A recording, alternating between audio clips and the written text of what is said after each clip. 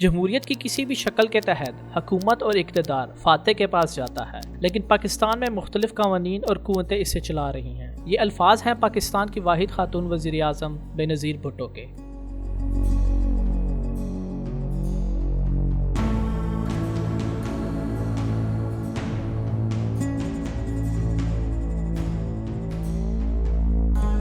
ناظرین، پاکستان میں وزیر اعظم کا عہدہ عجیب و غریب اور ایک منفرد ریکارڈ کے لیے جانا جاتا ہے، اور وہ یہ ہے کہ آج تک کسی بھی وزیر اعظم نے کامیابی کے ساتھ اپنی 5 سالہ مدت پوری نہیں کی، سوائے ان کے جنہیں عارضی طور پر وزیر اعظم کی جگہ پر تعینات کیا گیا تھا۔ یعنی پچھلے 75 سالوں میں 1947 سے لے کر 2022 تک کسی پاکستانی وزیر اعظم کو یہ اعزاز حاصل نہیں ہوا کہ وہ اپنی کرسی کو خوشی کے ساتھ الوداع کہہ سکے۔ 18 ایسے وزیر اعظم تھے جن کو مختلف حالاتوں میں ہٹایا گیا۔ ان میں کرپشن کے الزامات، براہ راست فوجی بغاوت اور گورننگ گروپوں میں آپس کی لڑائی کی وجہ سے جبری استعفے شامل ہیں۔ اس کے علاوہ 2 قتل ہوئے اور بقیہ وزیر اعظم نئے انتخابات کی نگرانی کو دیکھنے کے لیے محدود مدت کے لیے اس عہدے پر فائز رہے۔ وزیر اعظم کی کرسی پر رہنے کا مختصر ترین دور 2 ہفتے ہے، جبکہ سب سے طویل مدت 4 سال اور 2 ماہ ہے۔ میاں محمد نواز شریف 3 بار وزیر اعظم منتخب ہوئے، 1990، 1997 اور 2013، جو ایک ہی امیدوار کے لیے سب سے زیادہ ہے۔ ناظرین، آئیے پیچھے مڑ کر دیکھتے ہیں کہ گزشتہ 75 سالوں میں کس طرح پاکستان میں حکومت کے تمام سابق سربراہان کو اقتدار سے کیسے بے دخل کیا گیا۔ تحریک پاکستان کے رہنما لیاقت علی خان پاکستان کے بانیوں میں سے ایک تھے۔ یہ 15 اگست 1947 کو ملک کے پہلے وزیر اعظم بنے اور جو آج تک پاکستان میں سب سے طویل حکمرانی کرنے والے وزیر اعظم ہیں۔ یہ 4 سال 2 ماہ تک وزیر اعظم رہے۔ انہیں 6 اکتوبر 1951 کو راولپنڈی کے کمپنی باغ میں ایک جلسے سے خطاب کے دوران ایک اغوان نے گولی مار کر ہلاک کر دیا۔ قاتل کو تو پولیس نے گولی مار کر ہلاک کر دیا، لیکن لیاقت علی خان کے قتل کا معاملہ ابھی تک حل نہیں ہوا ہے، اور انہی کی وفات کے بعد اس باغ کا نام لیاقت باغ رکھا گیا۔ ناظرین، یہاں اتفاق کی بات یہ ہے کہ 55 سال بعد بے نظیر بھٹو کو عین اسی مقام پر قتل کیا گیا۔ لیاقت علی خان کی وفات کے بعد سابق گورنر جنرل خواجہ نظام الدین کو وزیر اعظم کے طور پر اعلیٰ عہدہ سنبھالنے کے لیے کہا گیا، اور وزیر اعظم کی حیثیت سے نظام الدین نے غلام محمد کو ملک کا گورنر جنرل مقرر کیا۔ لیکن 1 سال اور 182 دن بعد گورنر جنرل غلام محمد ہی نے انہیں لاہور اور مشرق پاکستان میں فسادات پر قابو پانے میں ناکام ہونے کی بنیاد پر برطرف کر دیا۔ نظام الدین کے جانے کے بعد گورنر جنرل غلام محمد نے ایک سفارتکار محمد علی بوگرا کو 17 اپریل 1953 میں نیا وزیر اعظم مقرر کیا، لیکن اس نے قانون میں ترمیم کر کے گورنر جنرل کے اختیارات کو کم کرنے کی کوشش کی، جس کو بوگرا فارمولے کا نام دیا گیا۔ اس فارمولے کے تحت گورنر جنرل کے صوابدیدی اختیارات، یعنی گورنر جنرل کا دوسروں سے مشورہ کیے بغیر اپنے طور پر فیصلے کرنے کی صلاحیت کو محدود کر کے وزیر اعظم کو زیادہ اختیار دینا تھا۔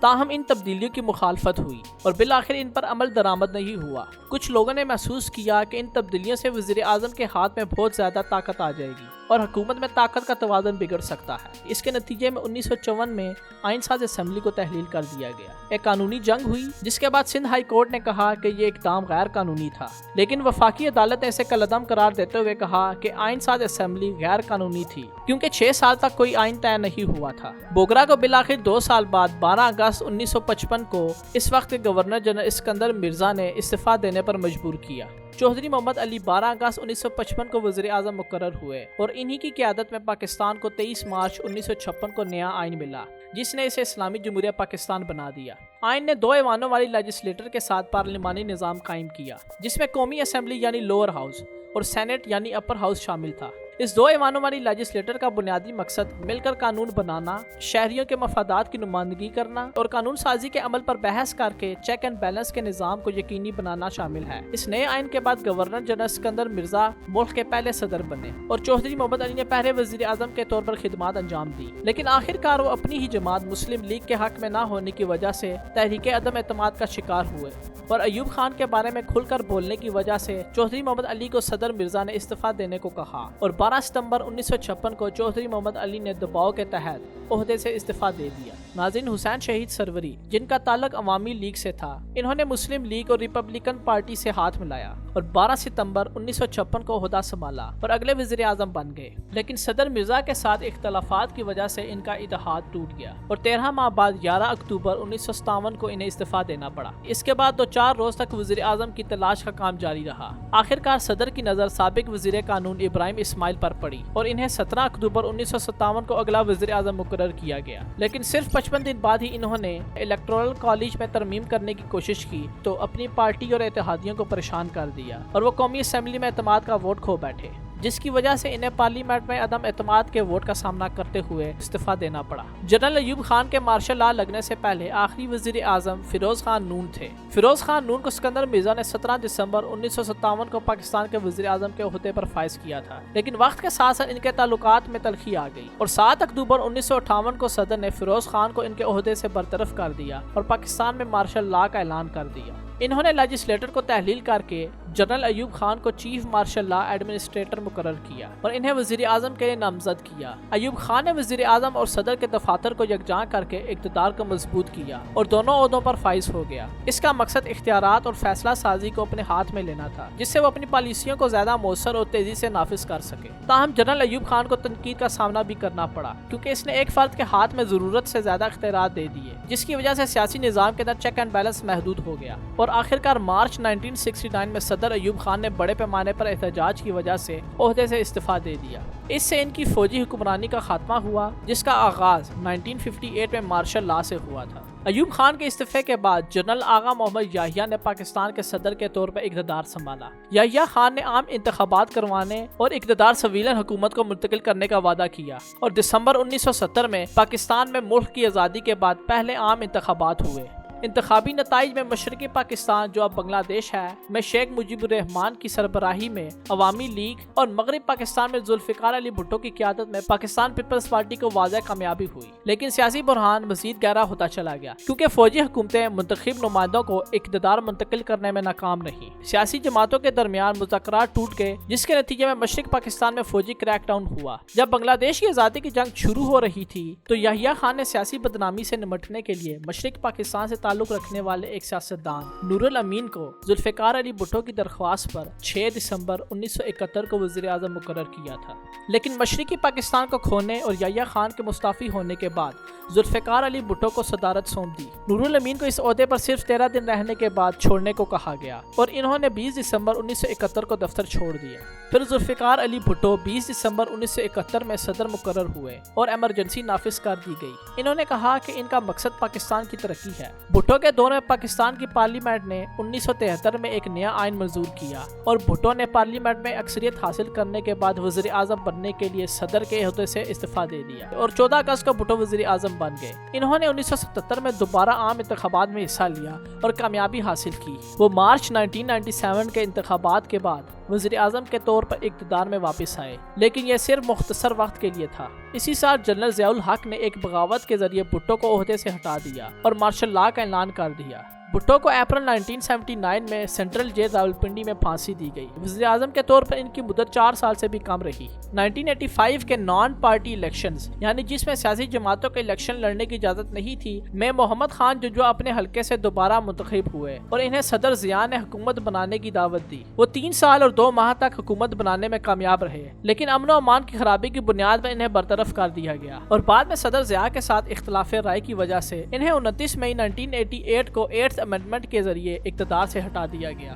جنرل ضیاء نے 1988 میں طیارے کے حادثے میں اپنی موت تک پاکستان پر حکومت کی۔ 1988 کے انتخابات میں جو ضیاء کی موت کے بعد ہوئے، سیاسی جماعتیں دوبارہ انتخابات میں آئیں اور 2 دسمبر 1988 کو بے نظیر بھٹو وزیر اعظم منتخب ہوئیں۔ بے نظیر بھٹو پاکستان کی سب سے کم عمر اور جمہوری طور پر منتخب ہونے والی پہلی خاتون وزیر اعظم تھی، لیکن 6 اگست 1990 میں ان کی حکومت کو صدر غلام اسحاق خان نے برطرف کر دیا، جنہوں نے ان کی حکومت پر بدعنوانی، کرپشن، آئین اور قانون کی خلاف ورزی کے الزامات لگائے۔ اگلے الیکشن جیت کر نواز شریف نے پہلی بار 6 نومبر 1990 کو اقتدار سنبھالا اور پاکستان کے 12ویں وزیر اعظم بن گئے، لیکن بھٹو جیسے ہی الزامات کے تحت 8ویں ترمیم کے ذریعے حاصل اختیارات کا استعمال کرتے ہوئے صدر غلام اسحاق خان نے قومی اسمبلی کو تحلیل کر دیا اور 18 اپریل 1993 کو عبوری وزیر اعظم مقرر کیا۔ نواز شریف سپریم کورٹ گئے اور سپریم کورٹ نے شریف کی حکومت بحال کر دی۔ تاہم اس وقت کے آرمی چیف وحید کاکڑ نے 18 جولائی 1993 کو نواز شریف اور غلام اسحاق کو مستعفی ہونے پر مجبور کر دیا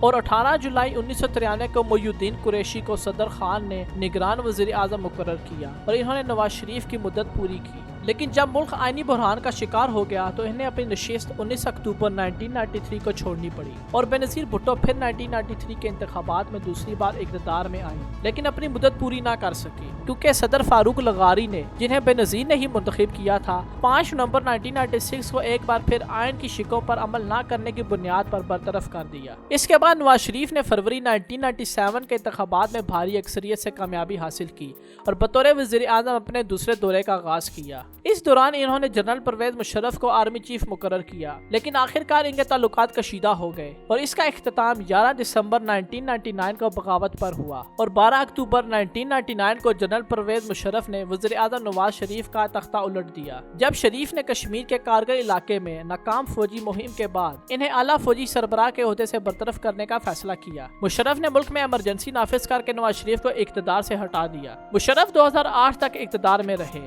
اور اکتوبر 1999 سے نومبر 2002 تک وزیر اعظم کا عہدہ خالی رہا۔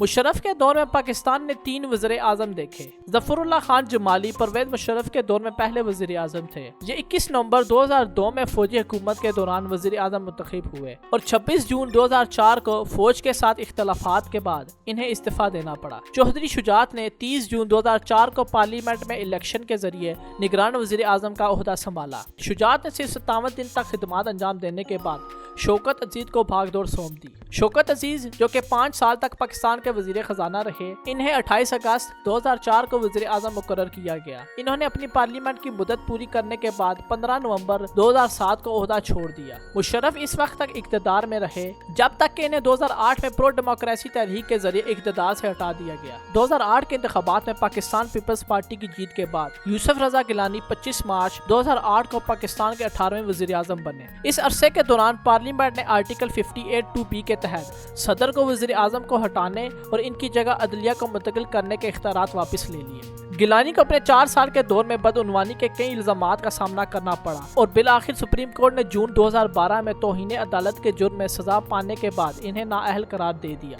اس کے بعد پاکستان پیپلز پارٹی نے راجہ پرویز اشرف کو وزیر اعظم نامزد کیا، لیکن انہیں بھی سپریم کورٹ نے رینٹل پاور پروجیکٹ کیس میں کک بیک لینے کے الزام کے بعد گرفتار کرنے کا حکم دیا اور انہوں نے پیپلز پارٹی کی حکومت کی بقیہ مدت پوری کی۔ یہ 22 جون 2012 سے 24 مارچ 2013 تک اس عہدے پر فائز رہے۔ نواز شریف پھر 2013 کے انتخابات میں تیسری بار اقتدار میں آئے، لیکن ایک بار پھر انہیں پاناما پیپرز اور آف شور اکاؤنٹس کیس میں اثاثے چھپانے کے الزام میں سپریم کورٹ نے 28 جولائی 2017 کو عہدے سے نااہل قرار دے دیا اور انہیں 10 سال قید کی سزا سنائی گئی۔ نواز شریف کے عہدے سے ہٹائے جانے کے بعد 1 اگست 2017 کو شاہد خاقان عباسی نے نگران وزیر اعظم کا عہدہ سنبھالا اور عبوری وزیر اعظم کی حیثیت سے نواز شریف کی مدت پوری کی، جو 31 مئی 2018 کو ختم ہو گئی کیونکہ نئے انتخابات کروانے کے لیے قومی اسمبلی کو تحلیل کر دیا گیا تھا۔ اس کے بعد سیاست میں 2 دہائیوں سے زیادہ عرصہ لگانے والے سابق کرکٹر اور پاکستان تحریک انصاف کے رہنما عمران خان آخرکار 2018 کے عام انتخابات میں منتخب ہوئے اور 18 اگست 2018 کو وزیر اعظم کا حلف اٹھایا۔ انہیں بھی پاکستانی وزیر اعظم کی اپنی مدت نہ پوری کرنے کی روایت کو جاری رکھتے ہوئے 10 اپریل 2022 کو اپوزیشن کی طرف سے عدم اعتماد کی تحریک کے ذریعے اقتدار سے باہر ہونا پڑا۔ ناظرین، پاکستانی وزیر اعظم کی جانب سے مکمل مدت پوری نہ کرنے کی کئی وجوہات ہیں، جن میں ایک بڑی وجہ سیاسی انسٹیبلٹی ہے، جس کی وجہ حکومت اور اتحادی حکومت میں بار بار تبدیلیاں ہیں اور اسی وجہ سے سیاسی جماعتوں کے اندر اور ان کے درمیان اقتدار کی کشمکش کا نتیجہ اکثر عدم اعتماد کی تحریک کی صورت میں نکلتا ہے،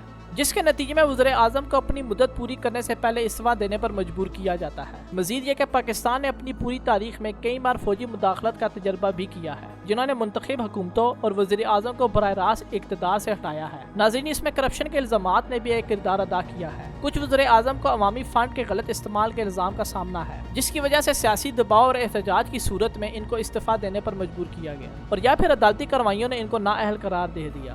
اس کے علاوہ آئینی چیلنجز، جیسے کہ حکومت کے مختلف اداروں کے درمیان آئین کی تبدیلی کو لے کر تنازعات کے نتیجے میں وزیر اعظم کو برطرف ہونا پڑا یا پھر استعفیٰ دینا پڑا۔ یہ تمام چیزیں کہیں نہ کہیں ایک دوسرے سے جڑی ہوئی ہیں اور ایک دوسرے کو سہارا دیتی ہیں۔ جسے ایک ایسا ماحول پیدا ہوتا ہے جہاں بطور وزیر اعظم مدت پوری کرنا مشکل ہو جاتا ہے۔ ناظرین، پاکستان کو اپنے جمہوری اداروں کو مضبوط کرنے، سیاسی سٹیبلٹی کو فروغ دینے اور کرپشن سے نمٹنے کے لیے کوشش کرنی چاہیے تاکہ مستقبل کے وزیر اعظم اپنی مدت کو یقینی بنا سکے۔ آپ کے خیال میں کیا وجہ ہو سکتی ہے کہ آج تک کسی بھی منتخب وزیر اعظم نے کامیابی کے ساتھ اپنی 5 سالہ مدت پوری نہیں کی؟ کامنٹ میں ضرور بتائیں، اور ہاں، مزید ویڈیوز کے لیے چینل کو سبسکرائب کرنا نہ بھولیں۔ شکریہ۔